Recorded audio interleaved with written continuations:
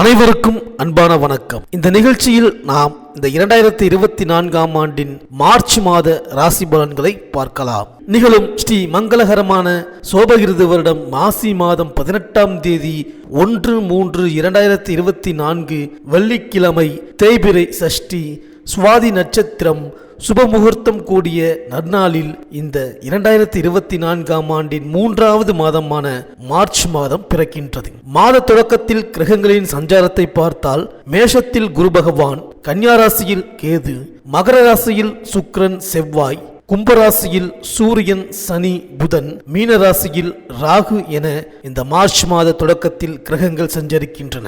இந்த 2024ஆம் ஆண்டின் 3வது மாதமாக வருவது இந்த மார்ச் மாதம். இந்த மாதம் வசந்த காலத்தின் வருகையைப் போலவே மிகவும் அழகாகவும் வண்ணமயமாகவும் இருக்கின்றது.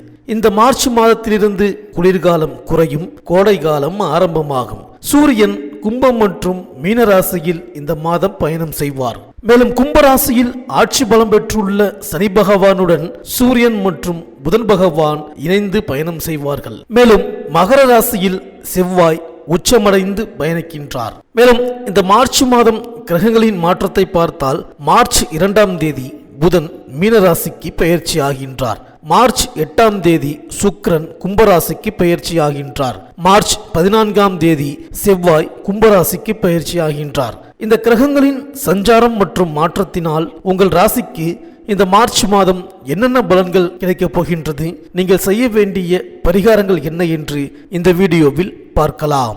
புத பகவானை ராசிநாதனாக கொண்ட கன்னியா ராசி அன்பர்களே, உங்கள் ராசிக்கு அதிபதி புதன். அதோடு புதன் உங்கள் ராசியில்தான் உச்சம் பெறுகின்றார். புதனை ஆட்சி நாயகனாக கொண்ட நீங்கள் கல்வி கேள்விகளில் சிறந்து விளங்குவீர்கள். உங்கள் ஜாதக கட்டத்தில் புதன் நல்ல நிலையில் இருந்தால் கல்வி மூலம் உயர் பதவியை அடைவீர்கள்.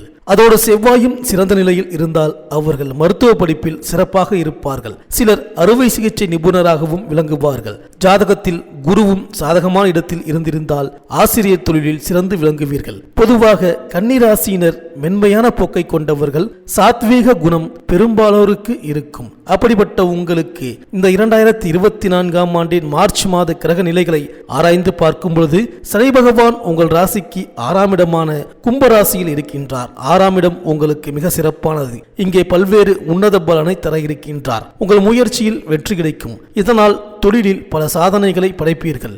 வருமானம் அதிகரிக்கும். கடந்த காலத்தில் எதிரிகள் போட்டியாளர்கள் மூலம் தொந்தரவுகளும் தடைகளும் ஏற்பட்டு இருக்கலாம். ஆனால் அவையெல்லாம் இனி நடக்காது. பகைகளின் சதி எடுபடாமல் போகும். அதோடு அவர்கள் உங்களிடம் வந்து சரணடையும் நிலையும் ஏற்படலாம். குடும்ப நிலைமையும் மேம்படும். சனி பகவானோடு அவரது பார்வைகளாலும் நன்மை கிடைக்கும். அதாவது அவரது 10ஆம் இடத்து பார்வை சிறப்பானதாக அமைந்துள்ளது. அந்த பார்வை உங்கள் ராசிக்கு 3ஆம் இடமான விருச்சிகத்தில் விழுகின்றது. அதன் மூலம் காரிய அனுகூலத்தையும் பொருளாதார வளத்தையும் பெறுவீர்கள். தொழிலும் சிறப்பாக இருக்கும். பொதுவாக சனி பகவானால் உங்களுக்கு நன்மையே அதிகம் நடக்க வாய்ப்பு உண்டு. கோச்சார பலனை கணிக்கும் பொழுது மற்ற முக்கிய கிரகங்களான குரு, ராகு, கேது ஆகியவற்றையும் கணக்கில் கொள்ள வேண்டும். இப்பொழுது குரு பகவான் 8ஆம் இடத்தில் இருக்கின்றார். இது அவ்வளவு சிறப்பல்ல.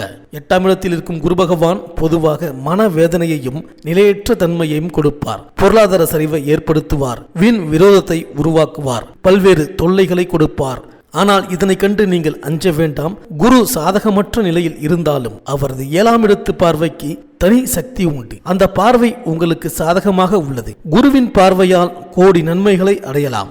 அந்த வகையில் உங்களுக்கு எந்த இடையூறுகள் வந்தாலும் அதை குருவின் பார்வை முறியடித்து வெற்றிக்கு வழிவகுக்கும். எனவே குரு சாதகமற்ற நிலையில் இருக்கின்றாரே என்று நீங்கள் கவலை கொள்ள வேண்டாம். மேலும் தற்போது ராகு பகவான் 7ஆம் இடமான மீனத்தில் இருக்கின்றார். இது சிறப்பான இடம் என்று சொல்ல முடியாது. இங்கு அவரால் இட பயிற்சியையும் அவப்பெயரையும் சந்திக்க நேரலாம். சிலர் கெட்டவர்களோடு சேரும் சூழ்நிலை உருவாகும். யாரிடமும் கவனமாக பழக வேண்டும். மேலும் ராகுவுக்கு நேர் எதிரே பயணிக்கும் கிரகமான கேது தற்போது உங்கள் ராசியிலேயே இருக்கின்றார். இதுவும் சிறப்பான இடம் அல்ல.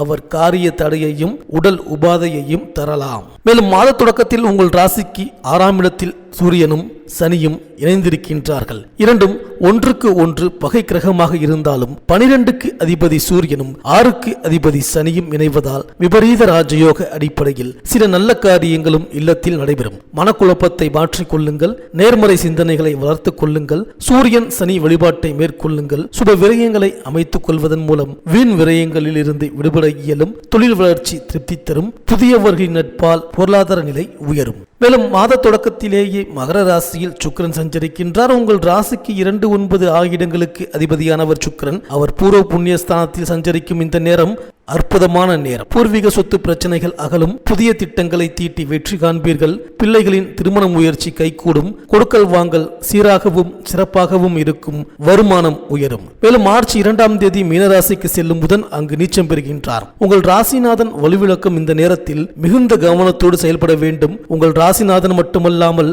தொழில் ஸ்தானத்திற்கும் அதிபதியானவர் அவர். எனவே தொழில் வளர்ச்சியிலும் குறுக்கீடுகள் ஏற்படலாம். யாரையும் நம்பி செயல்பட இயலாது. கொடுக்கல் வாங்கல்களில் ஒரு சிலருக்கு ஏமாற்றங்களை சந்திக்க நேரிடும். வியாபார போட்டிகள் அதிகரிக்கும். உத்தியோகத்தில் உள்ளவர்களுக்கு மேல் அதிகாரிகளின் ஆதரவு குறையும். நட்பு வட்டத்தில் கூட நிதானமாக பழகுவது நல்லது. இதுபோன்ற நேரங்களில் குலதெய்வ வழிபாடுகளும் இஷ்ட தெய்வ வழிபாடுகளும் கை கொடுக்கும். மேலும் மார்ச் 8ஆம் தேதி கும்பராசிக்கு சுக்கிரன் செல்கின்றார். உங்கள் ராசிக்கு 2, 9 ஆகிய இடங்களுக்கு அதிபதியானவர் சுக்கிரன். அவர் 6ஆம் இடத்தில் சஞ்சரிக்கும் இந்த நேரத்தில் தொழில் உத்தியோகத்தில் எதிர்பார்த்த மாற்றங்கள் கிடைக்கும். விலகி சென்ற நண்பர்கள் விரும்பி வந்து இணைவார்கள். உத்தியோகத்தில் கூடுதலாக உழைக்க வேண்டிய சூழ்நிலை உருவாகும். கடன் சுமை குறைவது போல் தோன்றினாலும் ஒரு கடனை அடைக்க மற்றொரு கடன் வாங்கும் சூழ்நிலை ஏற்படலாம். உத்தியோகத்தில் கடந்த காலத்தை விட வேலைபளு அதிகரிக்கும். அலைச்சல் இருக்கும். மேல் அதிகாரிகளிடம் அனுசரித்து போகவும் இடமாற்றம் ஏற்படலாம். வியாபாரத்தில் லாபம் அதிகரிக்கும். பழைய கடன்கள் அடைபடும். புதிய வியாபாரம் வளர்ச்சி அடையும். கூட்டாளிகளிடையே ஒற்றுமை ஏற்படும். செலவுகள் கட்டுப்படுத்தப்படும். திடீர் பணவரவுக்கு வாய்ப்பு உண்டு. வாடிக்கையாளர்கள் மத்தியில் நல்ல பெயர் கிடைக்கும். கலைஞர்களுக்கு புதிய ஒப்பந்தங்கள் முயற்சியின் பேரில் கிடைக்கும். எதிர்பார்த்த மதிப்பு பாராட்டு போன்றவை கிடைக்காமல் போகலாம். அரசியல்வாதிகள் சமூக நல சேவகர்கள் பிரதிபலனை எதிர்பாராமல் உழைக்க வேண்டியது இருக்கும். மாணவர்கள் முயற்சி எடுத்தால்தான் முன்னேற்றம் காண்பீர்கள். சிலர் தகாத சேர்க்கையால் படிப்பில் கவனம் செலுத்த முடியாமல் போகலாம். எனவே அந்த பெற்றோர்கள் தங்கள் பிள்ளைகளின் நடவடிக்கைகளில் சற்று கவனம் செலுத்த வேண்டும்.